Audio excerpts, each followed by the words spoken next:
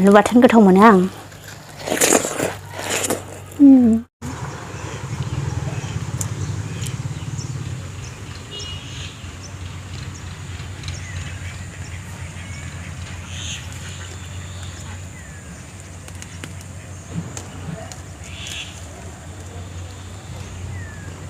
जाबायलै थोबसेयानो जायो। दा आलु फाजाफोर जागोन ना मोनायाव आरो लाइजोंबो एवनानै जाजायो एसेनो मानो एफा बुबाबा जाला माबालाबायनांगौ।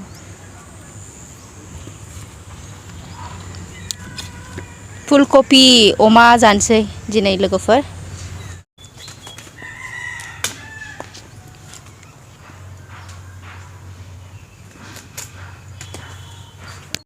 अमा बेदराबो नैबावसो दंलायलायबावो जोंना माने गोदान नालाय बायनानै लाबोनाय हनै।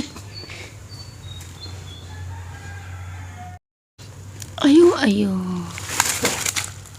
अमा बेदर अमाया नै अमाजों फुलकपिजों एवनाय रुनांलायालै ना मानो रुनांगौ अमा बेदरखौ दै गुदुंजों एसे नङाब्रा माबाखौ फुलकपिखौ मानो रुनांगौ न'निखौलाय।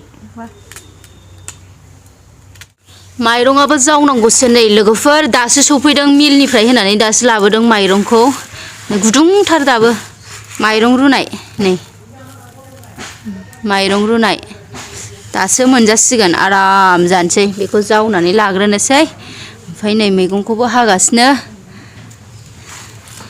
संजानानै जानोसै। अमाया जाबाय नै लोगोफोर अमाया एसेल' माने फवासेल' अमाया अमाजों फुलकपिजों एवजानोसै। दायो लोगोफोर लाफा दोलो फुलकपिजों अमाजोंखौ बिराद मोजां एसे ग्रेभि टाइपनि एवबाय ओमफ्राय बानलु बाथोनजों एसे बानलु बाथोन थाइसे सिफ्लेनानै दुन्दियाजों गोथाव जानोसै। बोथोरा बिराद रिंबायना एकदमबारे सान्दुं गोसा जाबाय। आयौ आयौ आयौ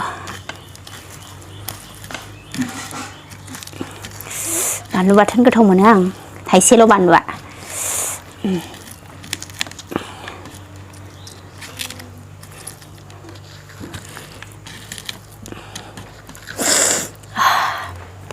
माइरं रुनाय